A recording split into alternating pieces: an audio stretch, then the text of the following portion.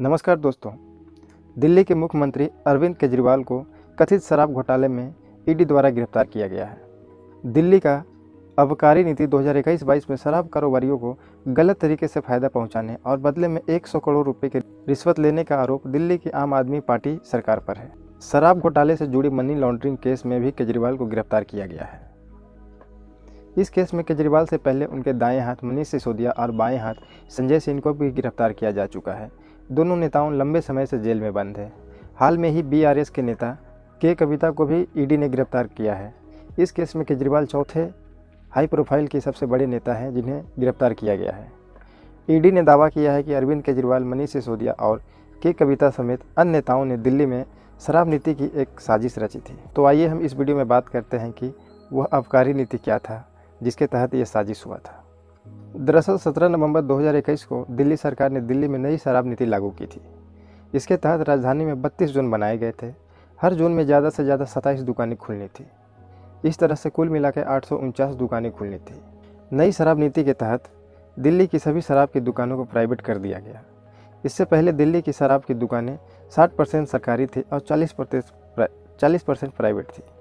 नई नीति लागू होने के बाद 100% प्राइवेट हो गई। सरकार ने इस पर तर्क दिया कि इससे 3,500 करोड़ रुपए का फायदा होगा, लेकिन ये पॉलिसी दिल्ली सरकार के लिए आफत बन गई। शराब घोटाले का खुलासा 8 जुलाई 2022 को दिल्ली के तत्कालीन मुख्य सचिव नरेश कुमार की रिपोर्ट से हुआ था। इस रिपोर्ट में उन्होंने मनीष सिसोदिया समेत आम आदमी पार्टी के कई बड़े नेताओं पर गंभीर आरोप लगाए थे। दिल्ली के एलजी वीके सक्सेना ने सीबीआई जांच की सिफारिश की थी। इसके बाद सीबीआई ने 17 अगस्त 2022 को केस दर्ज किया। इसमें पैसों की हेराफेरी का भी आरोप लगाया। इसीलिए मनी लॉन्ड्रिंग की जांच के लिए ईडी ने केस दर्ज कर लिया। मुख्य सचिव ने अपनी रिपोर्ट में मनीष सिसोदिया पर गलत तरीके से शराब नीति तैयार करने का आरोप लगाया था। उस समय मनीष सिसोदिया के पास आबकारी विभाग था। आरोप लगाया गया है कि नई नीति के जरिए लाइसेंसधारी शराब कारोबारी को अनुचित लाभ पहुंचाया गया है। साथ ही साथ दिल्ली सरकार पर यह भी आरोप लगाया गया है कि सरकार की इस नई नीति से राजस्व में भारी कमी हुई है। पहले जहां 750 ml की एक शराब की बोतल 530 रुपये में मिलती थी, उस बोतल पर रिटेल कारोबारियों को 33 रुपये 35 पैसे का मुनाफा होता था, जबकि 223 रुपये 89 पैसा का उत्पाद कर और 106 रुपया वैट के रूप में सरकार को मिलता था। इस हिसाब से सरकार को हर बोतल पर 329 रुपये 89 पैसा का फ़ायदा होता था। लेकिन सरकार की इस नई नीति आने के बाद 750 ml की बोतल की दाम 530 रुपये से बढ़ाकर 560 रुपये कर दिया गया। इससे रिटेल कारोबारियों का मुनाफा 33 रुपया 35 पैसा से बढ़कर सीधे 363 रुपया 27 पैसा तक पहुंच गया। यानी रिटेल कारोबारियों को सीधे 10 गुना से ज़्यादा का मुनाफा होने लगा।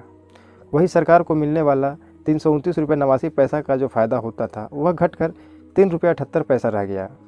दिल्ली सरकार पर आरोप यह है कि इस नीति के तहत दिल्ली सरकार ने होलसेल शराबी कारोबारियों के लिए प्रॉफिट मार्जिन को बढ़ाकर 12% और रिटेल के लिए 185% कर दिया। ईडी का आरोप है कि साजिश के तहत 12% प्रॉफिट में से 6% होलसेलर से रिश्वत के रूप में आप नेताओं ने वापस लिया था। हमारे द्वारा दी गई इस छोटी सी जानकारी अगर आपको अच्छा लगता है तो आप हमारे वीडियो को लाइक कर सकते हैं, हमारे चैनल को सब्सक्राइब कर सकते हैं। जल्द ही मिलते हैं एक अगली वीडियो में। तब तक के लिए नमस्कार।